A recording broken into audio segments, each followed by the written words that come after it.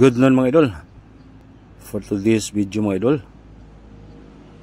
banday ko niyo mga idol, manguha taog mangga mga idol. Kaya mga idol, late na nak po ni siyang i-voice over mga idol. Kay ako ra usa niyang lisod ug guhit. Nakuha din niya ako ni mga idol. Kuha ni siya kabuk mga idol.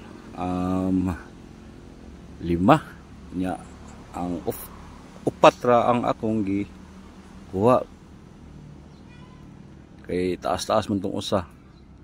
Di man makabot sa ato ang salagsag. Kay mga idol, kato ni siyang mangga din nga tuod mga idol, katong baligya ba sa merkado, katong tag 80, 120 kilo ug mahinog na. Mo ni siyang manggaha mga idol, manggang tuod. Upat ni siya kabuok mga idol. Ya, ang tulo ra ni ang ato nga pwede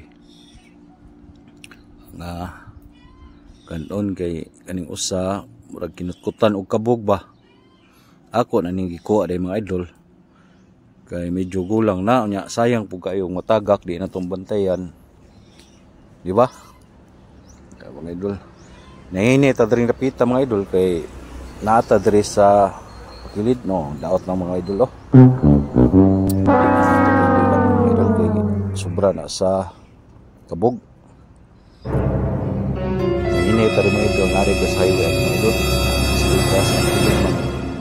Maning dalan na mga idol, national highway ni siya sa Dayuyo.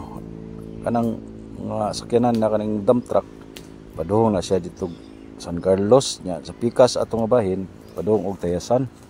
Yan mga idol, ako ning ginahinay guwid mga idol kay maglisod man ko kuha. Okay mga idol, thank you for watching mga idol. Bye bye ug maayong udto kanatong tanan.